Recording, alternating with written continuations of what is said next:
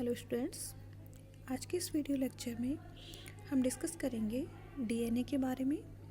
DNA, जिसे हम deoxy ribo nucleic acid के नाम से भी जानते हैं, यह एक प्रकार का न्यूक्लिक एसिड है। अगर इसकी डिस्कवरी के बारे में हम बात करें तो सबसे पहले फ्रेडरिक मिशर ने पस सेल्स के जो न्यूक्लियस था, इससे इसको पृथक किया और इसको न्यूक्लिन नाम दिया। इसके बाद में रिचर्ड एल्टमैन ने इन्हें न्यूक्लिक एसिड का नाम दिया। न्यूक्लिक एसिड सबसे इम्पोर्टेंट एक जैविक पदार्थ होते हैं जो समस्त जीवों में उनके आनुवंशिक संगठन का नियमन करते हैं तथा प्रोटीन संश्लेषण प्रक्रिया का भी नियंत्रण करते हैं। दो प्रकार के न्यूक्लिक एसिड हम देखते हैं, एक होता है डीएनए और दूसरा आरएनए। डीएनए के बारे में अगर हम बात करें तो डीएनए सभी जीवाणुओं व यूकेरियोटिक कोशिकाओं के अंदर देखने को मिलता है। डीएनए की रासायनिक संरचना के बारे में अगर हम बात करें तो यह बहुत से न्यूक्लियोटाइड से मिलकर के बना हुआ होता है। न्यूक्लियोटाइड की अगर हम बात करें तो एक न्यूक्लियोटाइड का जो अणु है वह एक नाइट्रोजनी क्षार, एक सुगर अणु और एक फॉस्फोरिक एसिड के मिलने से बनता है।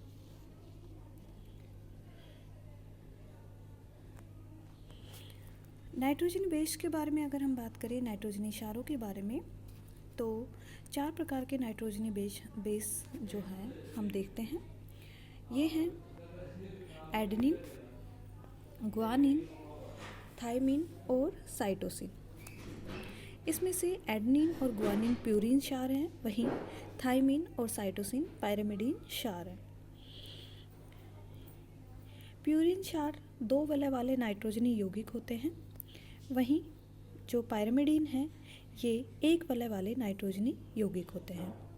एडेनिन और ग्वानिन को हम ए और जी से डिफाइन करते हैं, वहीं थायमिन और साइटोसिन को टी व सी से हम दर्शाते हैं। नेक्स्ट हम देखते हैं पेंटोज शुगर। डीएनए अणुओं के अंदर डीऑक्सी राइबोज नामक पेंटोज शुगर पाई जाती है। इसके अंदर 5 कार्बन परमाणु पाए जाते हैं। डीऑक्सी राइबोज शुगर में कार्बन संख्या 2 की स्थिति पर एक ऑक्सीजन परमाणु का अभाव होता है।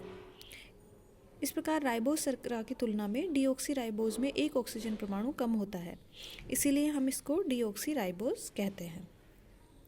नेक्स्ट है फॉस्फोरिक एसिड।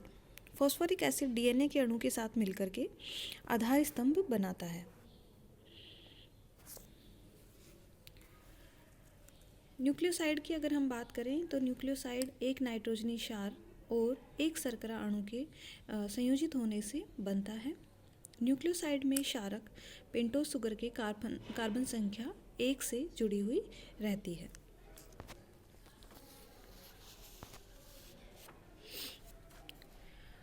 पॉलीन्यूक्लियोटाइड्स के बारे में अगर हम बात करें तो 4 प्रकार के न्यूक्लियोटाइड ही डिफरेंट जो सीरीज हैं इनमें अरेंज्ड होकर के डिफरेंट टाइप के पॉलीन्यूक्लियोटाइड सीरीज़ का निर्माण करते हैं।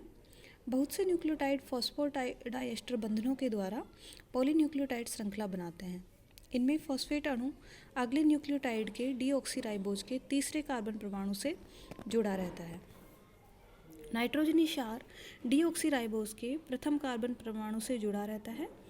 इस प्रकार पॉलीन्यूक्लियोटाइड सीरीज में एक सिरे पर C3 तो दूसरे सिरे पर C5 होता है, या एक सिरे पर C5 अगर है तो दूसरे सिरे पर C3 हमें देखने को मिलता है। इनको हम 3 प्राइम या 5 प्राइम कहते हैं। ये श्रृंखला सीधी ना होकर के कुंडलित होती है। 1950 के आसपास में चारगाफ ने अपने सहयोगियों के साथ मिलकर के डीएनए का रासायनिक विश्लेषण किया और कुछ निष्कर्ष निकाले। निष्कर्ष को हम देखते हैं। सबसे पहला निष्कर्ष जो उन्होंने दिया वह था कि एडेनिन के अणुओं की जो संख्या है वह हमेशा थायमिन के अणुओं की। दूसरा निष्कर्ष जो चारगाफ के द्वारा दिया गया वह था कि साइटोसिन अणुओं की जो संख्या होती है वह हमेशा ग्वानिन अणुओं की संख्या के समान होती है। तीसरा निष्कर्ष है कि विभिन्न वर्गों में जो डीएनए में क्षार का जो अनुपात होता है A+ एडेनिन और थायमिन का जो अनुपात है ग्वानिन और साइटोसिन के साथ में वह अलग अलग होता है, लेकिन जो एडेनिन है हमेशा थाइमिन के साथ और साइटोसिन हमेशा ग्वानिन के साथ ही जुड़ा हुआ रहता है। मॉलिक्यूलर स्ट्रक्चर के बारे में अगर हम बात करें डीएनए की, तो जो वॉटसन और क्रिक हैं इन्होंने डीएनए का डबल हेलिकल मॉडल दिया। वॉटसन और क्रिक के अनुसार डीएनए अणुओं में दोनों पॉलीन्यूक्लियोटाइड जो सीरीज हैं वे एक दूसरे के विपरीत दिशा में इस प्रकार से विन्यासित होती हैं कि एक का जो 3 प्राइम जो सिरा है वह दूसरे के 5 प्राइम सिरे के साथ में स्थिर होता है। अब हम इनके द्वारा जो स्ट्रक्चर के बारे में जो बताया गया उसे देखते हैं। पहला पॉइंट इन्होंने कहा कि डीएनए जो है यह 2 स्ट्रैंड से मिलकर के बना हुआ होता है और जो ये दोनों स्ट्रैंड्स हैं वो एक एक्सिस के चारों ओर सर्पिलाकार क्रम में कुंडलित होते हैं। प्रत्येक स्ट्रैंड एक पॉलीन्यूक्लियोटाइड श्रृंखला होती है। दोनों पॉलीन्यूक्लियोटाइड श्रृंखलाएं विपरीत दिशा में कुंडलित होती हैं। दोनों श्रृंखलाएं एक दूसरे के सम्मुख इस प्रकार विन्यासित होती हैं कि एक श्रृंखला का 3 प्राइम जो सिरा है वह दूसरी श्रृंखला के 5 प्राइम सिरे के सामने की ओर स्थित रहता है। प्रत्येक न्यूक्लियोटाइड में नाइट्रोजनी क्षार, डीऑक्सीराइबोज नामक सुगर तथा फास्फोरिक एसिड का एक एक अणु हमें देखने को मिलता है। इसमें नाइट्रोजनी क्षार का अणु डीऑक्सीराइबोज से अंदर की ओर, वहीं फॉस्फेट का जो अणु होता है वह इससे बाहर की ओर जुड़ा हुआ रहता है। डीएनए के अंदर पॉलीन्यूक्लियोटाइड सीरीज के जो न्यूक्लियोटाइड्स होते हैं वह आपस में एक दूसरे से फॉस्फेट अणुओं से जुड़े हुए रहते हैं। दोनों श्रृंखलाओं के नाइट्रोजनी क्षार हाइड्रोजन बॉन्ड्स के द्वारा जुड़े हुए रहते हैं। जो एडेनिन है वह ग्वानिन से और साइटोसिन थाइमिन से हाइड्रोजन बंध के द्वारा जुड़े हुए रहते हैं।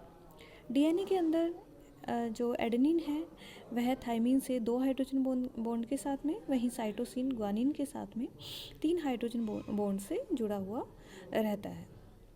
दोनों श्रृंखलाओं में शर्करा अणुओं की जो दूरी होती है वह 11 एंगस्ट्रॉम होती है, वहीं डीएनए की दोनों श्रृंखलाओं के मध्य की जो दूरी होती है वह 20 एंगस्ट्रॉम होती है। प्रत्येक हेलिक्स का जो एक घुमाव है वह लगभग 34 एंगस्ट्रॉम तक होता है, वहीं श्रृंखला के किन्हीं 2 न्यूक्लियोटाइडों के बीच की जो दूरी है वह 3.4 एंगस्ट्रॉम तक होती है। नाइट्रोजन क्षार की शर्करा के C1 परमाणु से जोड़ने वाले बंध हमेशा 51 डिग्री का कोण बनाते हैं। अब हम देखते हैं डीएनए के जो डिफरेंट फॉर्म्स हैं। इनके बारे में सबसे पहले हम देखते हैं B DNA. B DNA DNA का ही एक रूप है जिसकी संरचना वॉटसन और क्रिक के द्वारा दर्शाई गई थी। इसके अंदर हेलिक्स की जो लंबाई होती है वह लगभग 34 एंगस्ट्रॉम तक होती है, वहीं इसमें 10 जोड़ी मोनोन्यूक्लियोटाइड इकाइयाँ उपस्थित रहती है। जो एक हेलिक्स का घुमाव है उसके अंदर 10 पेयर मोनोन्यूक्लियोटाइड हमें देखने को मिलते हैं। हेलिक्स का प्रत्येक क्षारक युग्म 3.4 एंगस्ट्रॉम ऊंचा उठा हुआ रहता है तथा प्रत्येक क्षारक युग्म का जो झुकाव होता है वह 6.3 होता है। डीएनए अणु का व्यास यहाँ पे 20 एंगस्ट्रॉम तक होता है। नेक्स्ट है एडीएनए। एडीएनए दाईं ओर घुमाव वाला डीएनए है। इस प्रकार के डीएनए अणु के एक हेलिक्स में 11 बेस पेयर्स होते हैं। हेलिक्स की जो लंबाई है वह 28 एंगस्ट्रॉम तक हमें देखने को मिलती है। क्षारक युग्मों का जो हेलिक्स के अक्ष से जो झुकाव होता है वह 20 एंगस्ट्रॉम तथा प्रत्येक युग्म की अक्षीय ऊंचाई लगभग हमें 2.56 एंगस्ट्रॉम यहाँ पे देखने को मिलती है। नेक्स्ट है Z DNA. Z DNA rich और उनके जो कोवर्कर्स थे उनके द्वारा इसका प्रतिरूप प्रस्तावित किया गया था। यह एक बाईं ओर कुंडलन वाला डबल हेलिक्स प्रतिरूप है जिसमें शर्करा और फॉस्फेट के अणु टेढ़े मेढ़े रीढ़ के समान प्रति समानांतर संगठित होते हैं। इसमें 12 हमें एक हेलिक्स के अंदर एक पूर्ण जो हेलिक्स होता है उसमें 12 नाइट्रोजनी बेस देखने को मिलते हैं। एक पूर्ण हेलिक्स की जो आकृति है वह 45 एंगस्ट्रॉम तथा इसका जो व्यास होता है डायमीटर वह 18 एंगस्ट्रॉम देखने को हमें मिलता है।